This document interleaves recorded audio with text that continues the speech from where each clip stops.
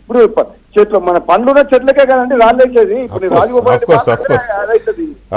అయితే ఒక మాట చెప్పండి, ఒక మాట అవుట్ ఆఫ్ క్యూరియాసిటీ అడుగుతున్నా, అసెంబ్లీ పాతబడిపోయింది కొత్తది కట్టాలని ఎందుకు అనిపిస్తుంది మీకు? అది ఇంకా దానికి అదేం పెద్ద పురాతన స్టార్టింగ్ చేసి అంటే మీకు వినండి, పార్లమెంట్ కూడా బ్రహ్మాండంగా ఉన్న కొత్త పార్లమెంట్ కట్టిండ్రు.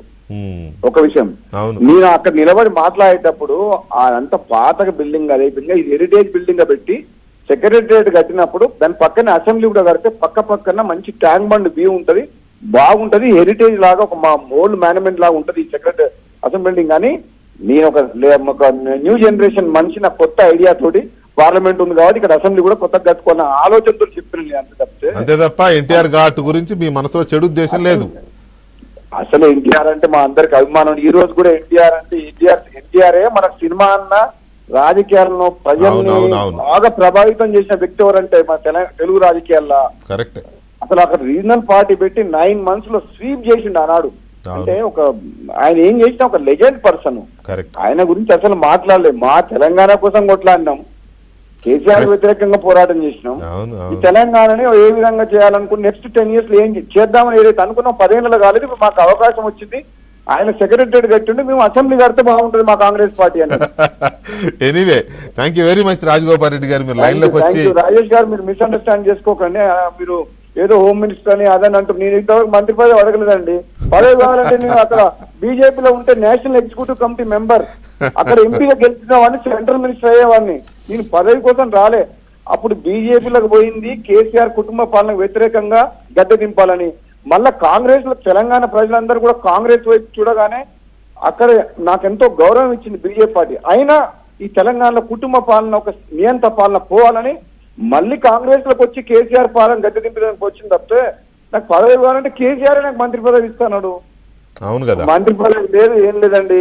రాష్ట్రం బాగుండాలి, తెలంగాణ ప్రజల 1000 మంది ఆత్మ బలిదానం తెలంగాణ రాష్ట్రం సాధించుకుంటే ఇక్కడ ప్రజాస్వామ్యం నిలవాలి, కుటుంబ పాలన పోవాలి అని మా కళ నెరవేరింది. ఇప్పుడు తెలంగాణ రాష్ట్ర ప్రజలు సంతోషంగా ఉన్నారు.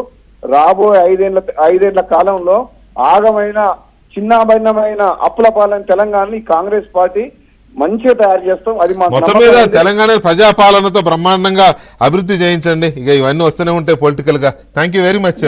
పొలిటికల్ కానీ మీ పొలిటికల్ ఏది పోతుంటే కుక్కలు మరిగినట్టు ఏం పట్టించుకోండి. మేము ఎవరో పడనోళ్ళు అంటూనే ఉంటారు, మా మీద కామెంట్ చేస్తారు అన్నిటికీ. మీరేం అట్లా అంటున్నారు, మీరు అట్లా అంటున్నారు కానీ మీ పార్టీలోనే కేసీఆర్ గారి కోవర్ట్లు కొంతమంది తయారయ్యారు, రేవంత్ రెడ్డి గారికి వ్యతిరేకంగా కొంతమంది అంటున్నారు.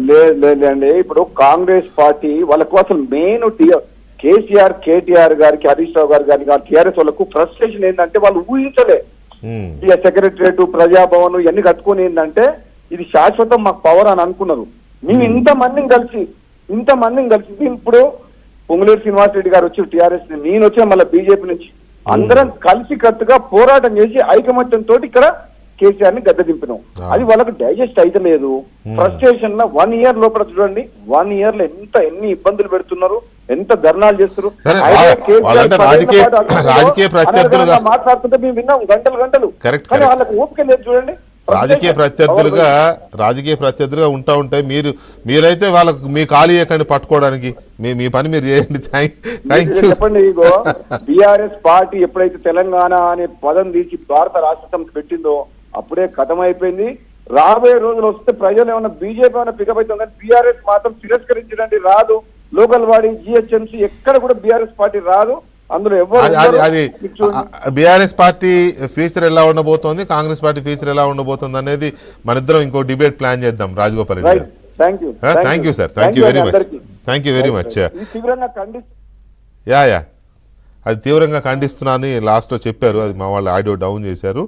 ఇది కరెక్ట్ కాదు. నేను ఎన్టీఆర్